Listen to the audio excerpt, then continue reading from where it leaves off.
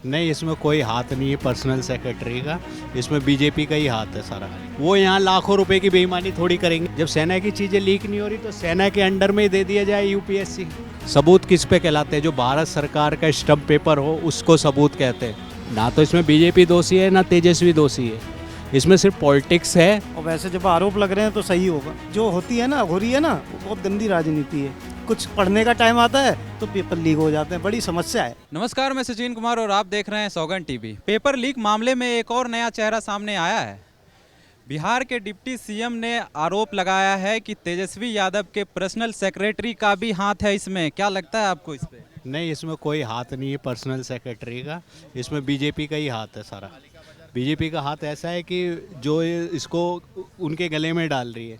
उनके पास खाने कमाने के लिए, बेईमानी करने के लिए खरबों अरबों रुपए का काम है।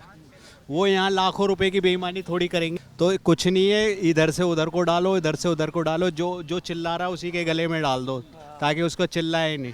उसके गले में इतना वजन डाल दो वो बोले ही नहीं इसके बारे में। लेकिन तेजस्वी तो इस मामले में पूरी तरह से शांत है।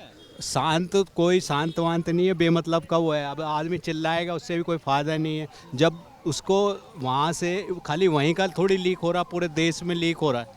लीक कौन कराता है? लीक कराता है जहाँ पे पेपर छपता है। पेपर और कोई लीक नहीं कराता। जहाँ प्रिंटिंग है वहाँ से पेपर लीक हो रहे हैं। और लीक के लिए इतनी सिक्योरिटी है। सेना की चीज़ें तो लीक नहीं हो रही। जब सेना की चीज़ें लीक नहीं हो रही तो सेना के अंडर में ही दे दिया जाए यूपीएससी। जितनी भी परीक्षाएं सारी सेना के अंडर में करा दी जाए, या क्या कहते हैं उसमें, या इसमें इलेक्शन कमीशन को दे दी जाए।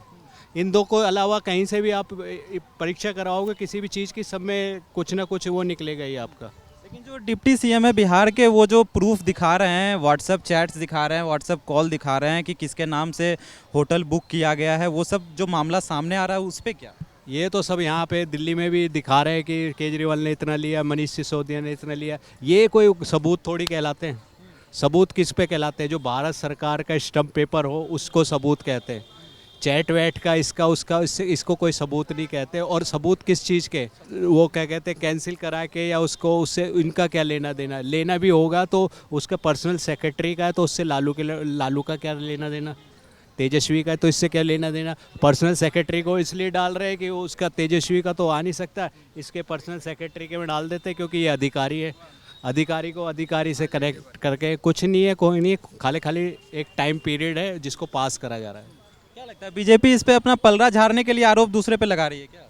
वो तो साफ साफ है, इसमें बीजेपी का तो कोई रोल ही नहीं है। ना तो इसमें बीजेपी दोषी है ना तेजस्वी दोषी है। इसमें सिर्फ पॉलिटिक्स है। और पॉलिटिक्स भी वो किस चीज़ की है कि इलेक्शन, ये जो एग्ज़ाम है ये दोबारा ना कराने पड़े। और दूसरी तरफ अपोजिशन से पॉलिटिक्स क्या है कि कैसे इलेक्शन ये दोबारा से परीक्षा हो जाए, जिन बच्चों के नंबर आए या जो पास आ जाएँ वो एंटी हो जाएँ। एंटी बनाने की वो है, और उनकी वो है कि कोई हमारा एंटी ना हो। दोनों, और कुछ नहीं। बीजेपी चाहती है कि जिन्होंने परीक्षा दे दी अब ये परीक्षा दोबारा ना हो। तेजस्वी वाले चाहते हैं कि ये परीक्षा दोबारा हो। और कोई लालच नहीं है, कुछ नहीं है। दोनों का एजेंडा साफ है। और इसमें क्या कहते हैं, परीक्षा दोबारा भी होगी तो उसका कोई बेनिफिट नहीं है।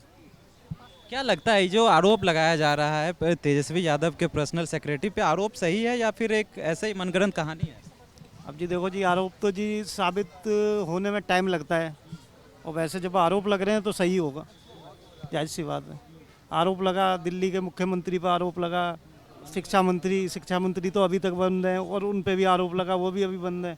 मुख्यमंत्री को अभी डीएनयू कोर्ट ने थोड़ी सी राहत दी तो जी हाई कोर्ट ने उन्हें फिर बुला लिया कि आ जाओ जी, अभी आप कहीं है नहीं जमानत का टाइम, अभी आप रहोगे जेल में।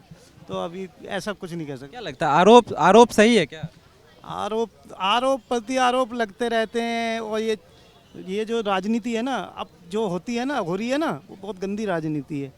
इसमें सब कुछ जायज़ है।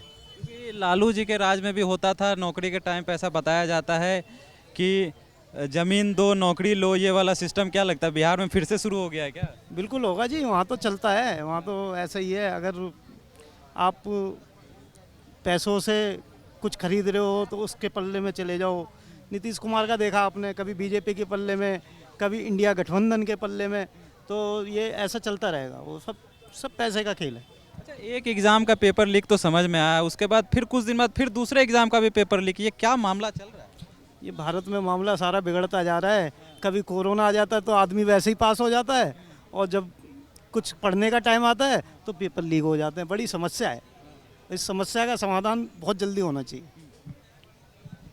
तो जैसा कि आपने देखा, कुछ लोगों का मानना है कि आरोप गलत हो सकता है, लेकिन कुछ लोग ये भी कह रहे हैं कि बिहार में ये सब आम बात है, होते रहते हैं, सही भी हो सकता है ये मामला। और ऐसे तमाम खबरों के लिए बने रहे हमारे साथ, देखते रहे सौगंध टीवी। धन्यवाद। आप देख रहे हैं सौगंध टीवी, सौगंध वतन की।